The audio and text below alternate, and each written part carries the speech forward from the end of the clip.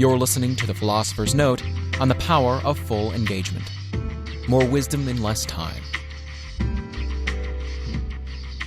Hi, this is Brian. Welcome to The Philosopher's Notes on the power of full engagement. Managing energy, not time, is the key to high performance and personal renewal. By Jim Loehr and Tony Schwartz. As always, we'll start with a quote. Every one of our thoughts, emotions, and behaviors has an energy consequence, for better or for worse. The ultimate measure of our lives is not how much time we spend on the planet, but rather how much energy we invest in the time that we have. The premise of this book and of the training we do each year with thousands of clients is simple enough. Performance, health, and happiness are grounded in the skillful management of energy. End quote. That is Jim Loehr and Tony Schwartz from The Power of Full Engagement, which is a great book. I read it for the second time on my Kindle as I prepared this note, and I basically highlighted half the book. It's so densely packed with big ideas that we can apply to our lives that if you're feeling low on energy, or if you're the kind of person who likes to play full out and is always looking for ways to optimize, this book is pretty much on the must-buy list. Grounded in the research and consulting they've done with the world's greatest athletes, Jim Loehr and Tony Schwartz provide a set of ideas and tools to help what they call corporate athletes function at optimal levels of performance. At the heart of their wisdom is the fact that, quote, energy, not time, is the fundamental currency of high performance. In this note, we'll start with the 4 principles of full engagement, and then take a look at a handful of some of my favorite big ideas on how to get our full engagement on. If you're feeling it, get the book. It's loaded with case studies and practical tools to help you take your energy and life to the next level. Very powerful stuff. All right, we will start with the first big idea, the 4 principles of full engagement. Quote, Principle 1. Full engagement requires drawing on 4 separate but related sources of energy: physical, emotional, mental, and spiritual. Principle 2. Because energy diminishes both with overuse and with underuse, we must balance energy expenditure with intermittent energy renewal. Principle 3. To build capacity, we must push beyond our normal limits, training in the same systematic way that elite athletes do. Principle 4. Positive energy rituals, highly specific routines for managing energy, are the key to full engagement and sustained high performance. End quote. Well, that's the brilliant book in an itty-bitty nutshell.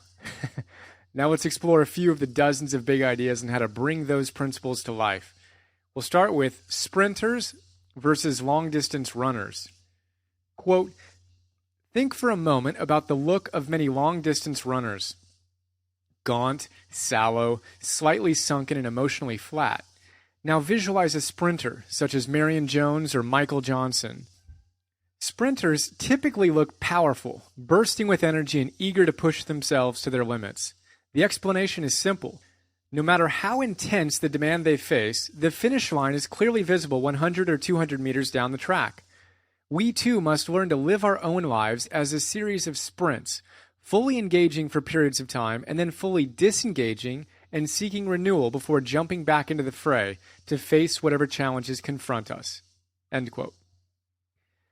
That's really powerful. So picture a world-class marathon runner in your mind. Got it?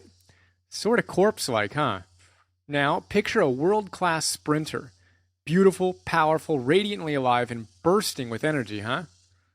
Of course, Marion Jones was also on steroids, but hey, you get the idea. Now, the book is all about the fact that we need to approach life like a series of sprints, oscillating between periods of intense engagement and equally intense renewal. Unfortunately, most of us try to break the naturally oscillating rhythms of life and wind up flatlining. Which leads us to the next big idea, the pulse of life. Quote, nature itself has a pulse, a rhythmic, wave-like movement between activity and rest. Think about the ebb and flow of the tides, the movement between seasons, and the daily rising and setting of the sun. Likewise, all organisms follow life-sustaining rhythms, birds migrating, bears hibernating, squirrels gathering nuts, and fish spawning, all of them at predictable intervals. So too, human beings are guided by rhythms. End quote. Beautiful. So nature has rhythms. We have rhythms. If we want to live our greatest lives, we've got to be good animals and line up to the deep rhythms of life. Loehr and Schwartz discuss one way the pulse of life has been applied to our lives. They say, quote, "The concept of maximizing performance by alternating periods of activity with periods of rest was first advanced by Flavius Philostratus, AD 170 to 245 is when that guy lived, who wrote training manuals for Greek athletes. Russian sports scientists resurrected the concept in the 1960s and began applying it with stunning success to their Olympic athletes. Today, work-rest ratios lie at the heart of periodization, a training method used by elite athletes around the world." End quote. If you're an athlete or ever had a personal trainer, you're familiar with the idea of periodization. If you want to increase performance, you've got to balance work and rest. It's the pulse of high performance. It's powerful, simple stuff that, unfortunately, is too often ignored. Rather than honor the natural rhythmic needs for rest following exertion, or for exertion if we're resting too much, we tend to artificially compensate and keep ourselves running a marathon through caffeine, sugar, and other quick fixes. Not a good idea. Can you notice the rhythms in your life a little more? Are you in harmony with them? Brings us to the next big idea, the time between points. Quote, "To live like a sprinter is to break life down into a series of manageable intervals consistent with our own physiological needs and with the periodic rhythms of nature. This insight first crystallized for Jim when he was working with world-class tennis players. As a performance psychologist, his goal was to understand the factors that set apart the greatest competitors in the world from the rest of the pack. Jim spent hundreds of hours watching top players and studying tapes of their matches. To his growing frustration, he could detect almost no significant differences in their competitive habits during the points. It was only when he began to notice what they did between points that he suddenly saw a difference. While most of them were not aware of it, the best players had each built almost exactly the same set of routines between points. These included the way they walked back to the baseline after a point, how they held their heads and shoulders, where they focused their eyes, the pattern of their breathing, and even the way they talked to themselves." End quote. That's really cool. The authors continue by discussing the fact that in the 16 to 20 seconds between points, the best tennis players were able to lower their heart rates by as much as 20 beats per minute. The heart rates of their competitors who didn't have the same dialed-in rest rituals often stayed at the same levels. Now, imagine a tennis match going from the first set to the second to the third to the fourth and perhaps to the fifth set.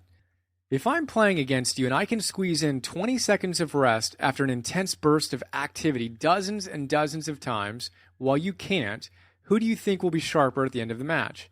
And therefore, of course, more likely to win consistently? The one who knows how to oscillate, right? Well, it's the same with life. If we're going all the time and don't build in the practices that allow for work-rest cycles, we're going to burn out. All right, the next big idea, it's a practical idea on the physical side of energy. Drink plenty of water, yo. Quote, "Drinking water, we have found, is perhaps the most undervalued source of physical energy renewal. Unlike hunger, thirst is an inadequate barometer of need. By the time we feel thirsty, we may be long since dehydrated. A growing body of research suggests that drinking at least 64 ounces of water at intervals throughout the day serves performance in a range of important ways. Dehydrate a muscle by as little as 3%, for example, and it will lose 10% of its strength and 8% of its speed. Inadequate hydration also compromises concentration and coordination." End quote. You drinking enough water? If not, get on that. As stated in principle number 1, we have 4 primary sources of energy: physical, emotional, mental, and spiritual. Our physical energy is our foundation. If it's wacky, the rest is in peril. They give oodles of ideas on how to rock our physical energy, from drinking water and breathing deeply, which is a huge source of energy, and getting plenty of sleep. Research shows your performance will strongly atrophy with even slight sleep deprivation, and that when most people are put in rooms without external stimuli, they'll still sleep 7 to 8 hours a night. So get your rest. They also talk about eating breakfast. It's called break the fast for a reason. And if you don't eat then, you kind of screw up your energy rhythms. So eat a great low glycemic, slow burning breakfast. And they talk about having 5 to 6 smaller meals throughout the day. So what can you do to build your physical energy starting now? Next big idea is turn off the TV, please. Quote, television, for example, is one of the primary means by which most people relax and recover. For the most part, however, watching television is the mental and emotional equivalent of eating junk food. It may provide a temporary form of recovery, but it is rarely nutritious, and it is easy to consume too much. Researchers such as Mihai Csikszentmihalyi have found that prolonged television watching is actually correlated with increased anxiety and low-level depression. End quote. Dope. So we clearly need to relax and recover, but skip the TV, will ya? Go for a walk, hang out with your family and friends, take a bath, read a book, open your journal, get a massage, meditate, do yoga, whatever. Just unplug the TV, pretty please. Next big idea is to be fully engaged emotionally. Quote, to be fully engaged emotionally requires celebrating what the Stoic philosophers called anakaluthia, the mutual entailment of the virtues. By this notion, no virtue is a virtue by itself. Rather, all virtues are entailed. Honesty without compassion, for example, becomes cruelty. Anakaluthia, the mutual entailment of virtues. I like that. To be fully emotionally engaged, we've got to be able to hold opposites and go full spectrum with our emotions. In fact, being able to hold contradictory emotions is the sign of a healthy individual. We tend to want to pick sides and be either tough or tender, either spontaneous or self-controlled, demonstrate openness or discretion, have a sense of patience or urgency, either or, either or, either or. Part of the power of full engagement is to work out our emotional muscles and learn to hold both. Can you use a little emotional strength training? Are you emphasizing one side of an emotion a little too much? Try consciously working the other side and hold both. Say yes and. You can be tough and tender, spontaneous and self-controlled. Demonstrate openness and discretion. Have a sense of patience and urgency. Yes and, yes and, yes and. Hold both. To be fully engaged emotionally. Next big idea is, how am I that? Quote, difficult and unpleasant as it may be to accept, we often feel most hostile to those who remind us of aspects of ourselves that we prefer not to see. Ask someone to give a description of the personality type which he finds most despicable, most unbearable, and hateful, and most impossible to get along with, writes Edward Whitmont, and he will produce a description of his own repressed characteristics. These very qualities are so unacceptable to him precisely because they represent his own repressed side. Only that which we cannot accept within ourselves do we find impossible to live with in others. Think for a moment of someone you actively dislike. What quality in that person do you find most objectionable? Now ask yourself, how am I that? End quote. So we don't have the space in this note to get into shadows, projections, and all that good stuff, but this is a great exercise. The next time you're shadow boxing with someone and you're really getting frustrated, ask yourself what it is precisely that you find so annoying in the other person. Then ask yourself, how am I that? Because whether you like it or not, you are. And we just need to embody that, integrate it, allow it to become part of who we are. Then we won't be so triggered by other people who demonstrate that which we have repressed. All right, the next big idea is intrinsic versus extrinsic purpose. Quote, purpose also becomes a more powerful source of energy when it moves from being externally to internally motivated. Extrinsic motivation reflects the desire to get more of something that we don't feel we have enough of: money, approval, social standing, power, or even love. Intrinsic motivation grows out of the desire to engage in an activity because we value it for the inherent satisfaction it provides.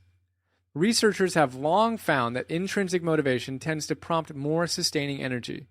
A study conducted by the University of Rochester's Human Motivation Research Group found, for example, that people whose motivation was authentic, defined as self-authored, exhibited more interest, excitement, and confidence, as well as greater persistence, creativity, and performance than a control group of subjects who were motivated largely by external demands and rewards. End quote. How about you? Where's your motivation coming from? Are you doing everything you can to accumulate money, praise, and toys? Well, that would be extrinsic motivation. Nothing wrong with the money, praise, and toys, of course, but if that's your primary motivation, then you're losing out on some opportunities for higher levels of creativity and performance. The trick is to follow your heart, to be intrinsically motivated. Build your life from the inside out, doing the things that really matter to you and that make you feel good when you do them, with or without any potential rewards. As Ayn Rand says, you must be the kind of man who can get things done. But to get things done, you must love the doing, not the secondary consequences. So what do you love doing? Rock that and let the secondary consequences flow to you as a byproduct of your passion. Next big idea is precision and specificity. Quote, a broad and persuasive array of studies confirms that specificity of timing and precision of behavior dramatically increase the likelihood of success.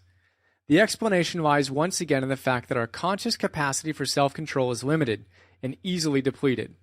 By determining when, where, and how a behavior will occur, we no longer have to think much about getting it done. A series of experiments have confirmed this pattern. In perhaps the most dramatic experiment of all, a group of drug addicts were studied during withdrawal, a time when the energy required to control the urge to take drugs severely compromises their ability to undertake nearly any other task. As part of the effort to help find employment post-rehabilitation, one group was asked to commit to writing a short resume before 5 o'clock p.m. on a particular day. Not a single one succeeded. A second group was asked to complete the same task, but also to say exactly when and where they would write the resume. 80% of that group succeeded. End quote. This is a really big idea. I'd heard a million times that what gets scheduled gets done, but I always thought it was important but kind of pom-pom waving time management self-dev stuff. To see the research so clearly stated in this book, and they gave other examples, show the importance of this is striking.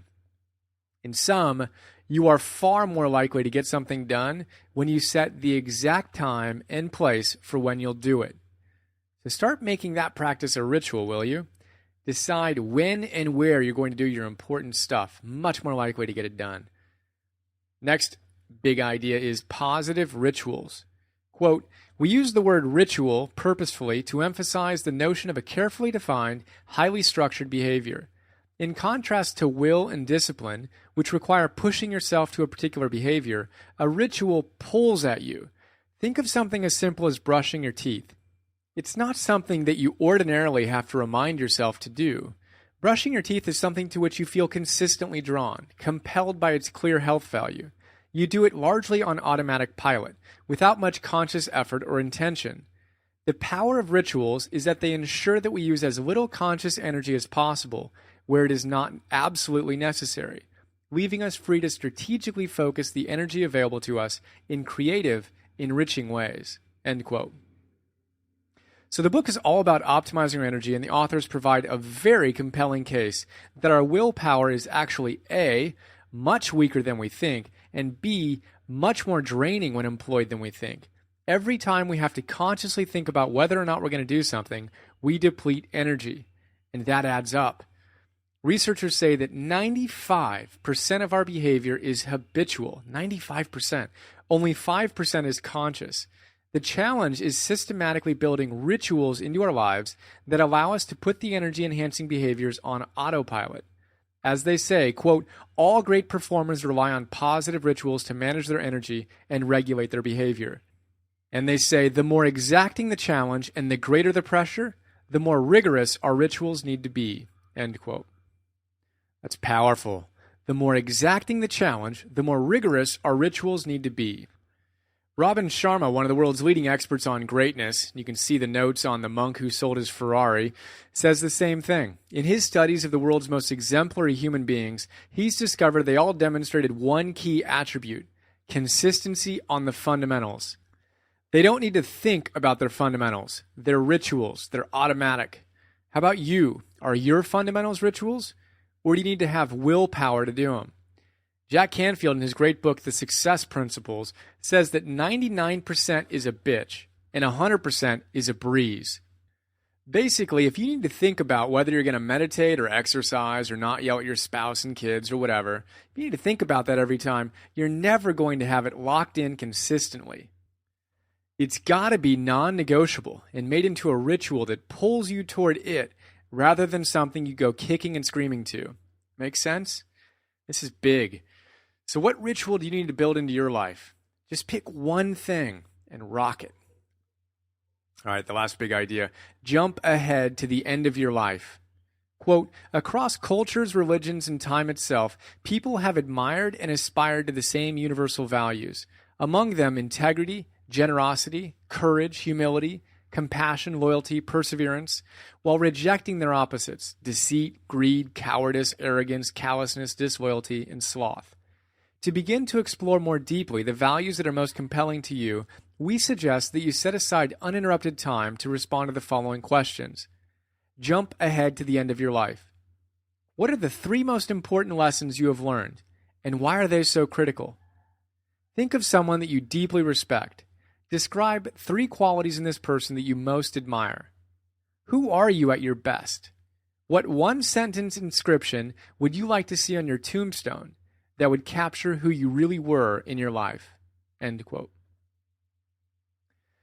So your spiritual energy is the deepest source of your power. To tap it, we've got to know who we are and what we stand for.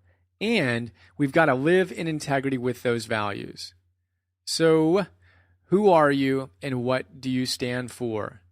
Take some quiet time and reflect on those great questions and whatever else you feel inspired to explore. And build your purpose muscles that fuel your spiritual energy as we go out and enjoy the power of full engagement. That is a quick look at the note. I will now share some other notes I think you'll enjoy, and then some quotes from the sidebar. So if you like this, I think you'll also dig Body, Mind, Mastery by Dan Millman, Overachievement by John Elliott, Strength for Life by Sean Phillips, Mastery by George Leonard, the notes on Constructive Living by David Reynolds, and the notes on The 7 Habits of Highly Effective People by Stephen Covey. Now for some quotes. These are all by the authors, Jim Loehr and Tony Schwartz. Character, the courage and conviction to live by our deepest values, is the key muscle that serves spiritual energy. The more scheduled and systematic these rituals became, the more renewal they provided. Creating positive rituals is the most powerful means we have to effectively manage energy in the service of full engagement. In short, money may not buy happiness, but happiness may help you get rich. A value in action is a virtue. From an energy perspective, negative emotions are costly and inefficient. Much like a gas-guzzling car, they draw down our energy stores at a rapid rate. Take a moment to consider how broad a range of emotional muscles you have in your own life. In all likelihood, you will discover that you have considerably more strength on one side of the spectrum than on the other. At the most practical level, our capacity to be fully engaged depends on our ability to periodically disengage. Periods of recovery are likewise intrinsic to creativity and to intimate connection. Sounds become music in the spaces between notes, just as words are created by the spaces between letters. It is in the spaces between work that love, friendship, depth, and dimension are nurtured. Without time for recovery, our lives become a blur of doing, unbalanced by much opportunity for being. Energy is simply the capacity to do work. Our most fundamental need as human beings is to spend and recover energy. If nothing succeeds like success, it is equally true that nothing fails like excess. Because change requires moving beyond our comfort zone, it is best initiated in small and manageable increments. We build emotional, mental, and spiritual capacity in precisely the same way that we build physical capacity. And finally, to maintain a powerful pulse in our lives, we must learn how to rhythmically spend and renew energy. So there you go. There's a quick look at a great book, The Power of Full Engagement. Managing energy, not time, is the key to high performance and personal renewal. Hope you enjoyed it. Have a great day. Here's your full engagement. Looking forward to sharing more with you soon.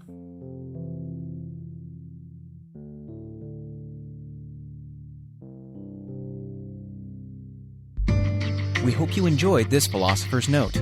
Please go to www.philosophersnotes.com to download more.